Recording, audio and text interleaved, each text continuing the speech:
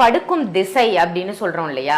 இந்த நம்ம தலையை வச்சு படுக்கக்கூடிய திசை வந்து வாஸ்துப்படி எந்த திசையில இருப்பது சிறப்பு? 100% வாஸ்து வேணும்னா நீங்கள் தனியாக இடம் வாங்கி உங்கள் வீட்டை சுற்றி இடம் விட்டு தனியாக நீங்கள் கன்ஸ்ட்ரக்ஷன் பண்ணிக்கொள்ளலாம். ஒரு வாடகை வீடோ ஒரு ஃப்ளாட் வீடோ நீங்கள் போகிறீங்கன்னா அதில் 100% வாஸ்து கிடையாது. பாத்ரூம் தப்பாக இருக்கும், இல்லை படிக்கட்டு தப்பாக இருக்கும், இல்லை மெயின் வாசல் தப்பாக இருக்கும், இல்லை லோ ரூஃப் இருக்கும். கோவிலுக்கு போயிட்டு வரவங்க பெரிய மாற்றத்தை அடைவார்கள். வாஸ்து ரீதியாக பல பிரச்சனைக்கு ஒரு தீர்வை கொடுக்கக்கூடிய கோவிலாக நான் பார்க்கிறோம். பசங்க அங்கே போயிட்டு என்ன மாதிரி வேண்டுதல் செய்யணும்? போயிட்டு விநாயகரை பார்த்துட்டு வரணும். விநாயகருக்கு தீப ஆராதனை எடுக்கும் பொழுது 2 உள்ளங்கைகளை விநாயகரிடம் காட்ட வேண்டும். தலைவிதி தலையில் இல்லை, உள்ளங்கையில் இருக்கிறது என்பதை நான் அடிக்கடிக்கு சொல்லிக் கொண்டிருக்கிறேன்.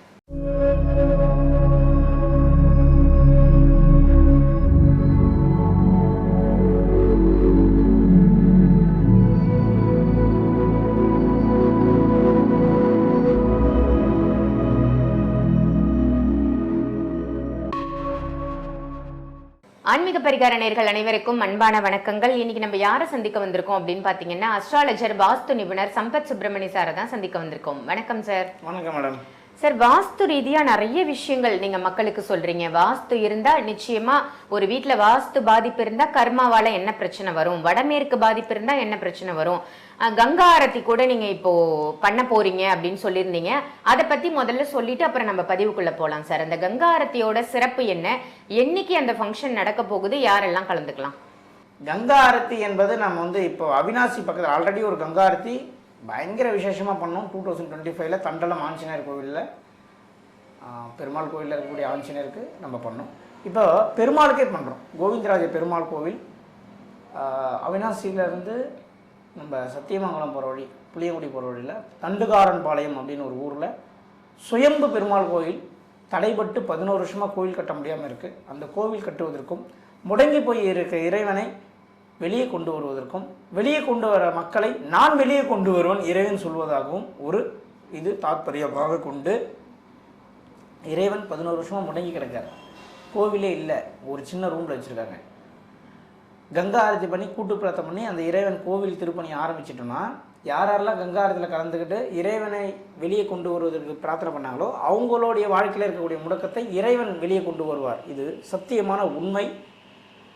அதனால் அனைவருமே வருகின்ற 18ஆம் தேதி புளியங்குடி அவினாசி பக்கத்தில் 13 கிலோமீட்டர், அவினாசிலிருந்து 13 கிலோமீட்டர் புளியங்குடி போகிற வழி சாலையில் தண்டுக்காரன்பாளையம் என்ற ஊரில் கங்கா ஆரத்தி நடைபெறுவது. அனைவரும் பொங்கல் வைத்து கலந்து கொள்ளுங்கள். அனைவரும் வாங்க, இறைவனை வெளியே கொண்டு வாங்க, இறைவன் உங்களை வெளியே கொண்டு வருவார்.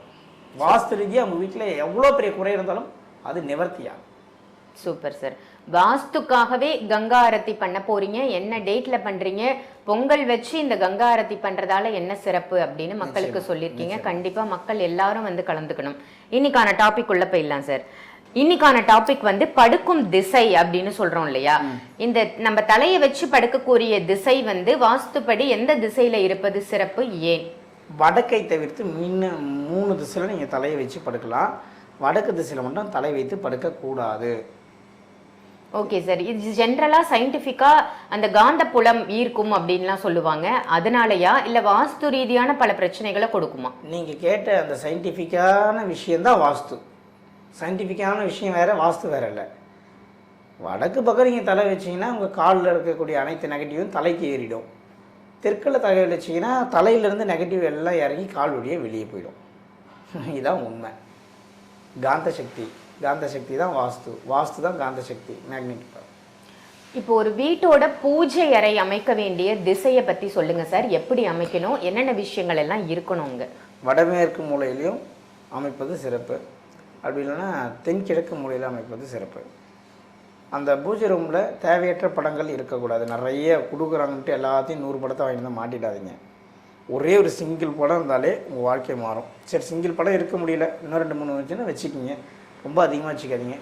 அந்த பூஜை ரூமில் தகுடு எந்திரம், இந்த சுதர்சன எந்திரம், இந்த மாதிரி தகுடு வரைந்த படங்கள் எதுவும் மாட்டாதீங்க. பூஜை அறையில் தேவையற்ற பொருட்கள், குங்குமம், விபூதி, இந்த எலுமிச்சை பழத்தை அங்கேயே 10 நாளைக்கு வைக்கிறது, இதெல்லாம் கொஞ்சம் அவாய்ட் பண்ணிக்கோங்க. பூஜை அறை வடமேற்கு அல்லது தென்கிழக்கில் வைப்பது மிகப்பெரிய சிறப்பு.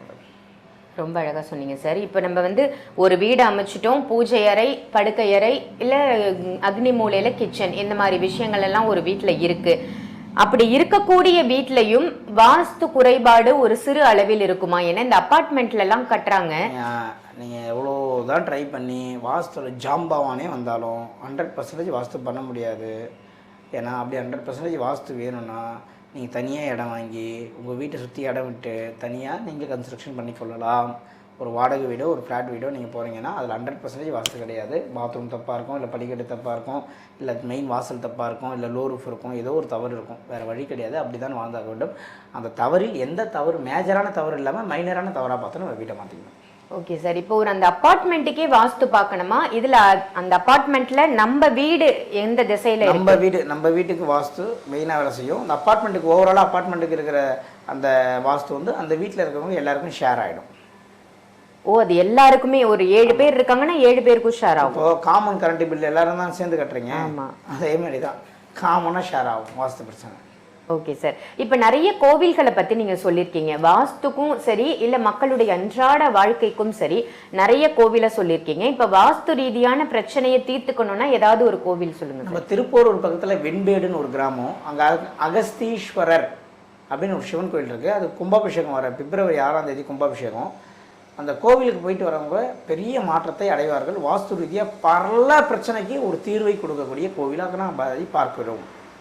ஜென்ரலாக எல்லா வாஸ்து பிரச்சனைக்கும் அந்த கோயிலுக்கு போகலாம்? இல்லை இல்லை, அப்படிலாம் சொல்ல முடியாது.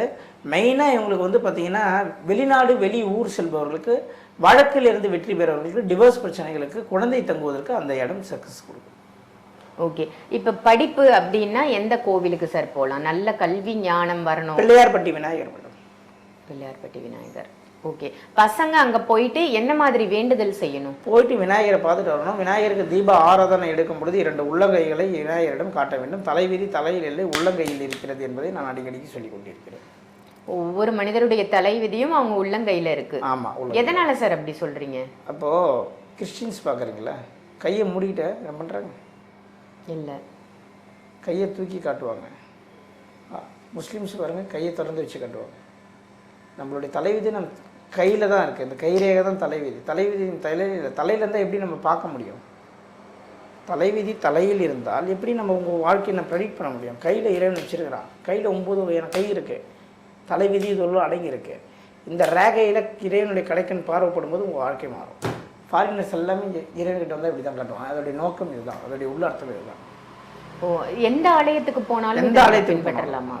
நம்ம நான் ஃபாலோ இருக்க எல்லா வீடியோவும் சொல்லியிருக்கேன், இருந்தாலும் இங்கேயும் சொல்லிடுறேன்.